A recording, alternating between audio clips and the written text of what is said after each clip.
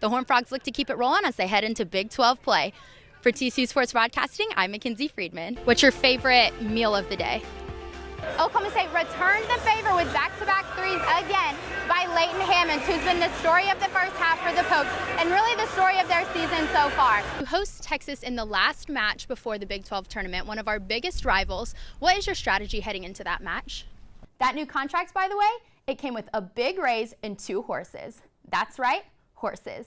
Netflix or movies? And our cover boy, Reese Stadler and Hudson Blake just picked up the doubles point for the TCU Horned Frogs with a 6-4 win. I realize that most of these questions are about food. Can you tell that it's dinner time and I'm hungry? It's TCU versus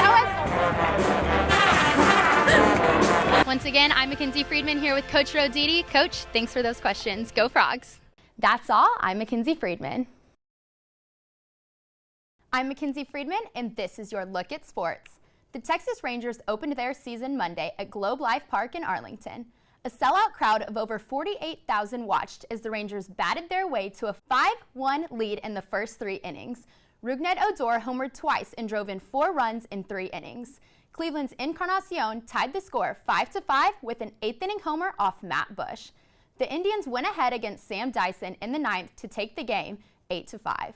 A disappointing loss, but a promising performance from Odor in his first 2 at-bats since signing a new contract. Odor became the first Rangers player since Ivan Rodriguez and Gabe Kapler to connect twice on opening day. That new contract, by the way, it came with a big raise and 2 horses. That's right, horses. After a 14-year career with the Cowboys, the city of Dallas continues to honor Tony Romo. After a personal invitation from Coach Carlisle and Dirk Nowitzki, the Mavericks signed him to a 1-day contract. While the quarterback didn't play, he did participate in a shoot-around before the game. Romo was honored by the outpouring of support from the Mavericks. Standing here today, I feel a little embarrassed, to be honest, just in the sense of that, you're lucky enough to be in a position, that someone cares enough to do something to honor you. So, I'm a lucky guy. Some of Romo's former teammates were in attendance. He joked he might just get more street cred for his day with the Mavericks than his years with the Cowboys. In national news, the Washington Post reports that the man who was dragged off a United Airlines flight for not giving up his seat when they overbooked the flight was a semi-professional poker player. The 69-year-old man, Dr. David Dow, competed in the 2009 World Series of Poker. He walked away with $117,000. Unfortunately, he didn't have as much luck on Sunday. That's all for your sports update. Stay tuned for your local forecasts coming up after the break. I'm Mackenzie Friedman, and this is your look at TCU baseball. Let's check out the highlights. Number 3, TCU looking to bring out the brooms against Murray State on Sunday. Brian Howard on the mound looking for his 5th win of the season, and this was only the beginning of a long day of strikeouts for the Racers. Austin Wade got things started for the Frogs with a double down the line. And then Evan Scoub got the scoring started with a chopper over the pitcher's head to score Wade. And the hits, they kept on coming. Mason Hess with a shot down the third base line, giving the Frogs a 3-1 lead. But it wasn't all offense. Elliot Barzilli gave Howard some defensive help with this web gem at third, and a nice snag by Baker at first to finish it off. Howard handled the Racers with ease as happy Frog fans watched on. He finished with a career-high 11 strikeouts. He went 5 innings, giving up only 4 hits and 2 runs.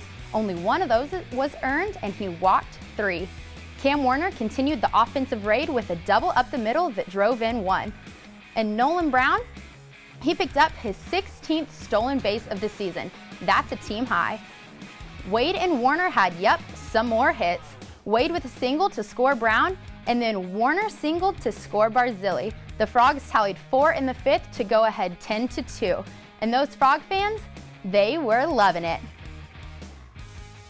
Brown doubled down the left field line. He went 3 for 4, reaching base safely for the 10th straight game. And Wade, you've heard his name a lot tonight. He scored a single that scored 2. He went 5 for 5 with 3 RBI. Have a day, Austin Wade. Cal Coughlin then came in to close out the game with a double play, and the Frogs won in run rule fashion 13-2 to complete the sweep. The Frogs look to continue their 12-game win streak on Tuesday at Dallas Baptist. That's all. I'm Mackenzie Friedman. Mackenzie Friedman here at the Bayard H. Friedman Tennis Center as the TCU men's tennis team is taking on number 8 Texas A&M. The Horned Frogs are coming off a 5-match win streak while Texas A&M has won 13 in a row. TCU beat another top 25 contestant, Illinois, last week, and we'll see if they can do it again tonight.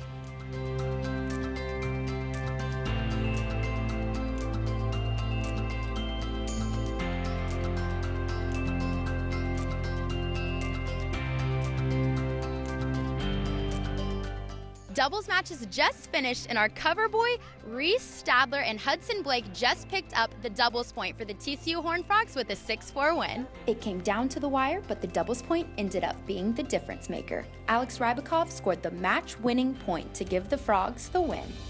What was your mindset going into the game, or the match? I knew it was going to be really tough.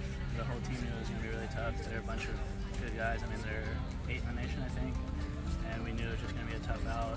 We won the doubles, so we knew it wasn't over. And I had a tough match. I mean, the first 2 sets were so tight, and then the third set I was lucky to close it out 6-2. It was a battle.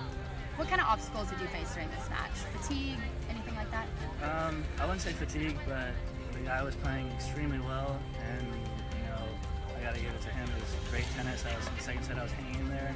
I was up a break, and then he broke back, and then it was just really tight to close out the second set. And I was actually lucky to get it to the third set, and then from there I started playing really well. What kind of confidence does a win like this over the number 8 team in the nation, getting the final point to win 4-3, give you going into Big 12 competition that's obviously a super, super tough conference? Huge. I mean, it's huge for us, huge for the team. We didn't start the season great. We've had a lot of obstacles, a lot of guys injured, and it's just a huge confidence boost for everybody, the whole team.